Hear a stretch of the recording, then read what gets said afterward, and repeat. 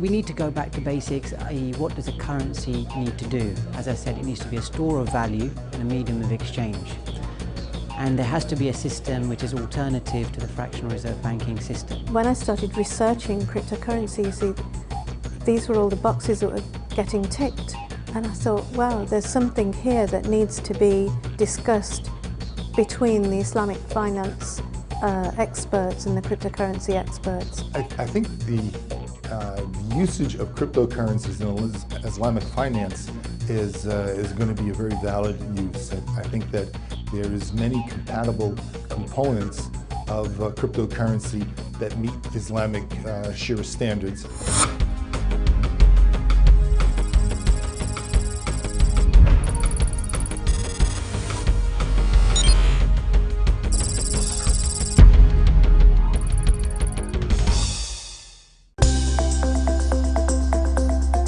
The digital world, a mass of human activity transmitted across the planet with just the push of a button. Technically and socially, we have changed the way we communicate. Business meetings are no longer confined to the boardroom, and purchases can be made from a tiny screen inside your pocket. We live in a digital world, so it's I think the old-fashioned way of doing a banking system is it's a way, and you see also today on the market that lots of banks look on digital industry and cryptocurrency. So absolutely, this is here to stay. In the digital world, there needs to be a way for people to exchange value so that they can buy and sell things or have and receive services. So it's ideal for that. I mean, you can't very well send, a £10 note by the internet to pay for something. So you need some way to do it. Currently, the option that most people are using are credit cards or debit cards, but these are payment mechanisms that were designed 40 years ago, and it's quite old technology. As I said as an example, how many people are still walking around with a flip phone? Almost everybody has a smartphone. So as technology progresses, so do the mechanisms that we use, and as technology has moved to digital, the requirement for digital currency became clear. In recent years, the digital boundaries have expanded to such a degree that, where once it was about how to shrink the size of a computer or mobile phone, now it's about how to use technical innovations to shake up the system that governs them. Enter the fledgling world of cryptocurrency. Cryptocurrency is the currency designed to be used on the internet, and it's a virtual currency, a digital currency, that you're able to send and receive payments of a value as a medium of exchange and a medium of payment. Cryptocurrency is like currency but is totally digital, and it has no physical like coins or anything. It's only up in the internet, and it's more like behaving also like gold and silver. And when we have set the amount of the currency, how much we're going to do, it's going to be the finite number. So if I send you a coin and you send it to someone in China and they send it to someone in America, you can actually track the DNA of that coin, the serial number of that coin, exactly and precisely where it is at any time. Also known as digital currency, cryptocurrency is still very much in its infancy and was born out of deep-rooted frustrations with the banking sector after the 2008 financial crash. A year later, in 2009, Bitcoin arrived, and the cryptocurrency idea went viral. Bitcoin is the very first cryptocurrency, and they have the first mover advantage. But in its design, it's really designed as an investment vehicle. In fact, many jurisdictions like the U.S. government and also same here in the UK have classified Bitcoin as a commodity or an investment vehicle and tax it as such. I'm really happy about Bitcoin and its success, how it came to the market and so on. And because obviously our company wouldn't be in this situation if it wouldn't be for Bitcoin. And they were the innovators. So thank God we are not the first cryptocurrency on the market. So we have had enough time to take all the good benefits from cryptocurrency. Bitcoin is the most successful example of cryptocurrency to date. It exists without any interference from regulatory bodies such as banks and governments and has a market capitalization of over $10 billion. Despite some setbacks, the average number of daily transactions is growing year on year, and currently one Bitcoin is worth over $600, approximately £500.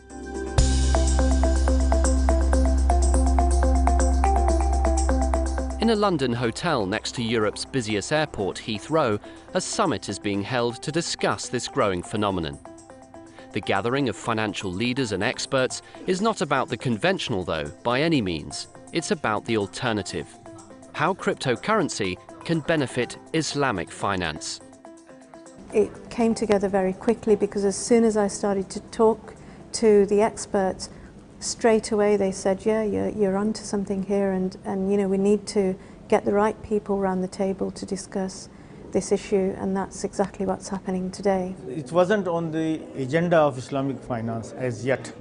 It's only been on agenda of mainly the financial markets and the Western regulators, but rightly it should be considered by Islamic finance simultaneously. While the main financial world is making up their mind, we should be ready. This is what we're here to find out today. This is what we're here to get, hopefully, agreements and certifications that whatever cryptocurrency is about, the basic fundamental rules of cryptocurrency, how it's created, how it's circulated, is Sharia compliant. There's no interest element on it.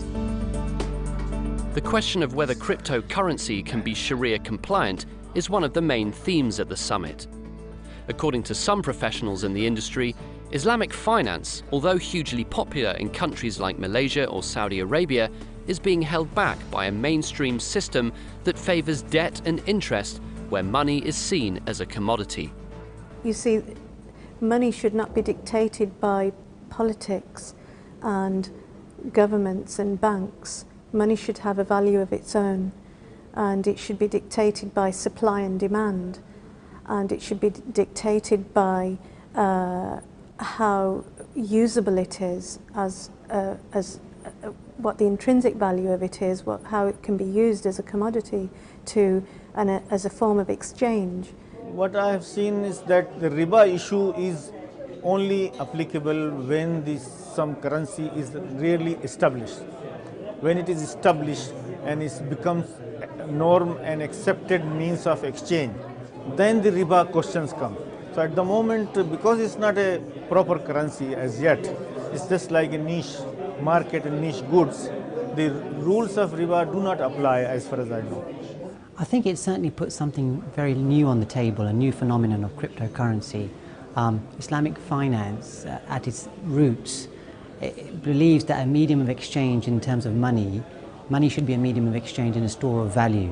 Today we see a monetary system globally which has those functions, but also whereby money is almost traded as a commodity, and there's interest and debt at the heart of that system.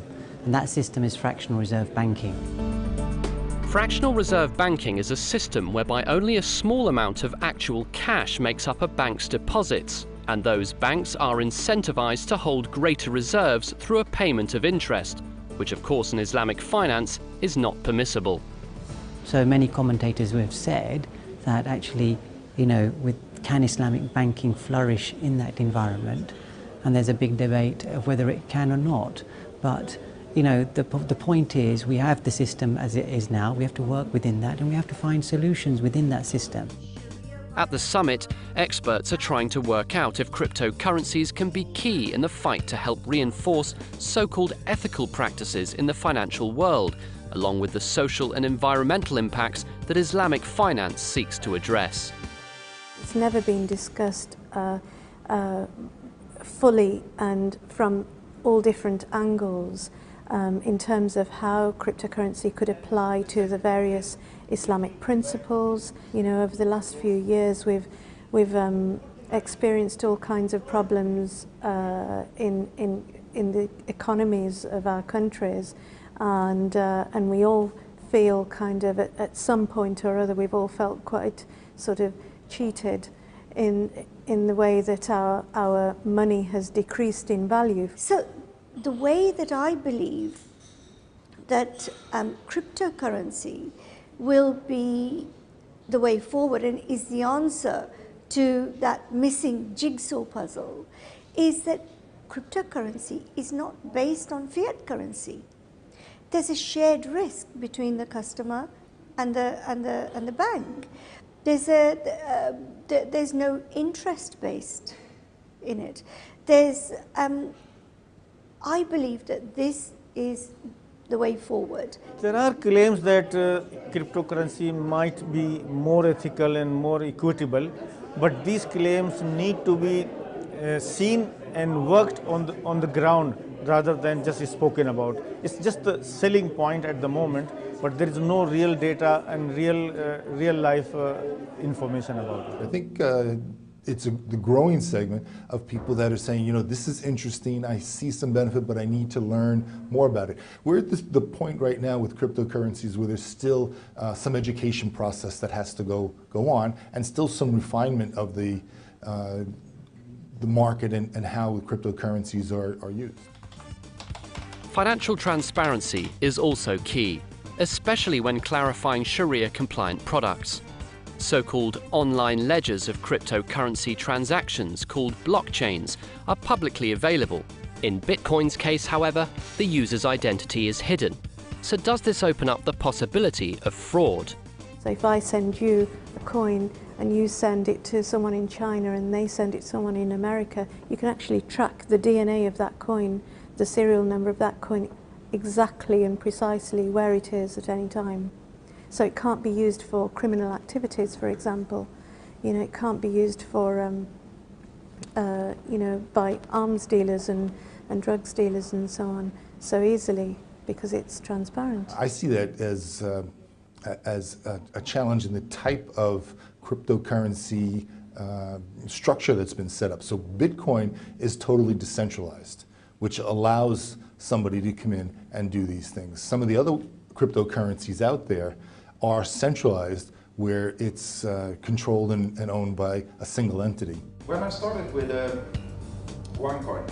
One of those entities is OneCoin, the only cryptocurrency present at the summit. What we have shown for the last 1.5 years, we have been up and running. We have taken in about 2.2 million people. This product we have created is for the mass of people. So it fits my mother that even can't put on a TV, but I think she can use this product also. OneCoin has succeeded really good because we are already in about 200 different countries, and we are designed for the mass market, like the ordinary people.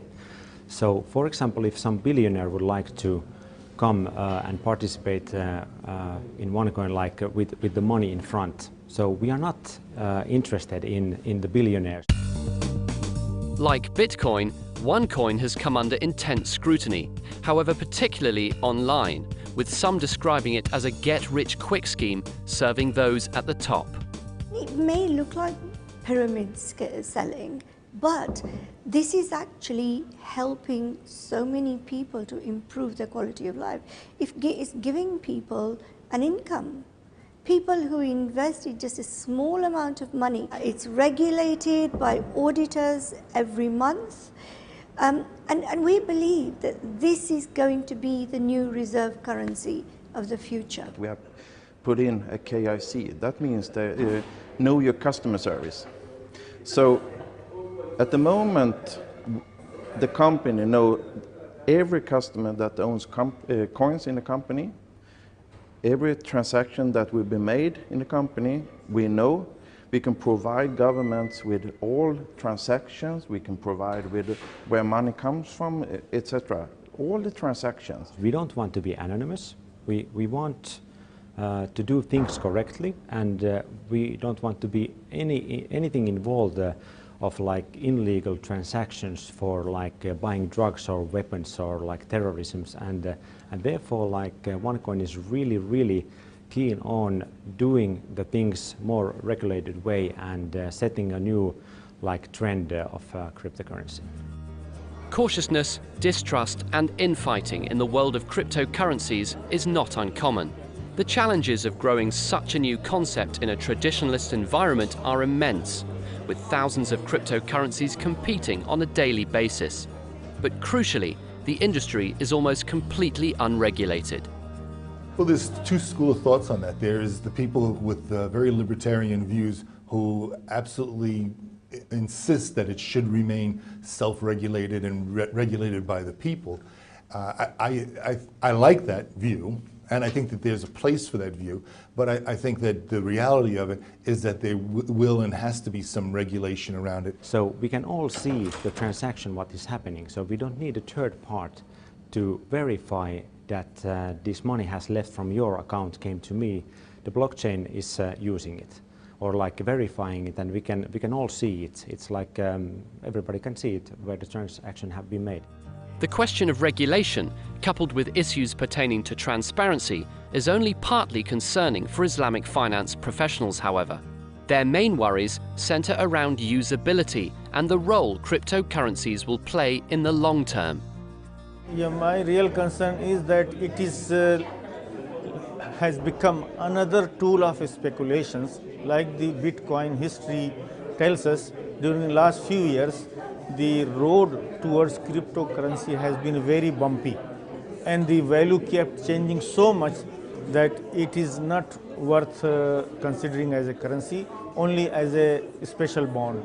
For me, the most important thing is trade and facilitating trade through the medium of exchange and a store of value. Any currency from an Islamic perspective needs to fulfill that function, but the linkage to the real economy and to the real business of trade has to be there. The legal implications are also of similar concern. Cryptocurrencies operate without boundaries via the World Wide Web, but the chances of infringing laws that govern countries across the globe carries plenty of risk. The US is a good example. The federal government hasn't come out with anything, but you have several states already who have come out with their own individual licensing requirements or regulatory requirements for cryptocurrencies. I think it will progress to the point where the federal government in the US does say something across the board. In Europe, we have almost the same laws, but we have a different legal opinion for Germany, we have for Scandinavia, example. Also that we have now fully licensed in Vietnam, we have in Cambodia, we will have in Thailand. So we need to arrange for, example in Asia, we need to arrange for every country. I think it will progress globally where there'll be an overall body, whether it's the World Bank or the UN or the IMF, I mean, or a new regulatory body. There'll be one that steps up and will monitor that. Unlike traditional currencies like the US dollar or pound, any one cryptocurrency has a finite number of coins in existence and isn't measured against other currencies. Instead, they're valued through supply and demand, particularly from goods and services. I would say that cryptocurrency is used mostly on the internet, of course, and the gaming industry, for example, when people are playing online, so they love to have cryptocurrency as a payment method. For example, in 100 different countries, they are players and they can use the same currency. But cryptocurrency right now is a dwarf among giants. A lack of users is causing instability issues, leading to extremely volatile rate fluctuations, especially when exchanging to other currencies. So what's the alternative?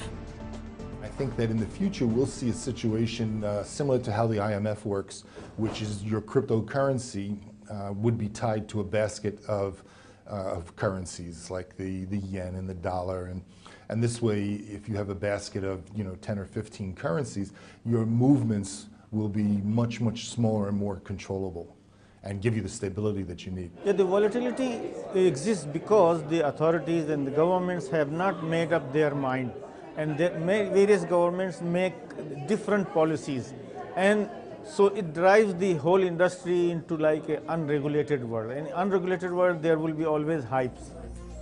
As the summit winds down, the overriding feeling is that cryptocurrency is still young, but refreshingly new in a system where bank accounts aren't accessible for everyone. Its security, the blockchain technology, is surprisingly resilient, and transparent transactions are there for all to see. When we have the social media, for example, Facebook, when it started, nobody could understand that it would be such an explosion of the word of mouth, how Facebook grown. And I think the same situation is with cryptocurrency today. I don't think we will have regular money like we have today. I think we will have digital money. Absolutely. So I think what we have started will put a new standard on the money. But for all the excitement and optimism over its potential, chaotic volatility in the cryptocurrency market is frightening off merchants, and a lack of regulation is testing the boundaries of trust. For Islamic finance, it may help to loosen the chains of mainstream banking, but scholars will need to be convinced. If it becomes a stable currency, not fluctuating, then I have an open mind about it, that it might be able to pose as one of the ethical ways of doing the investment and finance, like the crowdfunding.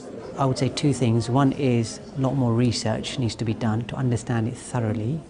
Secondly, it only for me becomes something of interest, if you like, in a wider sense, if it becomes something that can be used when you go shopping, when you go and buy goods and services. By the end of the day, the aim is that we have some recommendations coming from the experts of a way forward in terms of Sharia compliancy of cryptocurrency and what the next step is. So I'm really excited about that, to see what happens next. Cryptocurrency is still in a state of growth and doesn't look like it'll slow anytime soon. But ultimately, it'll be up to the financial world to decide whether to work with it or against it.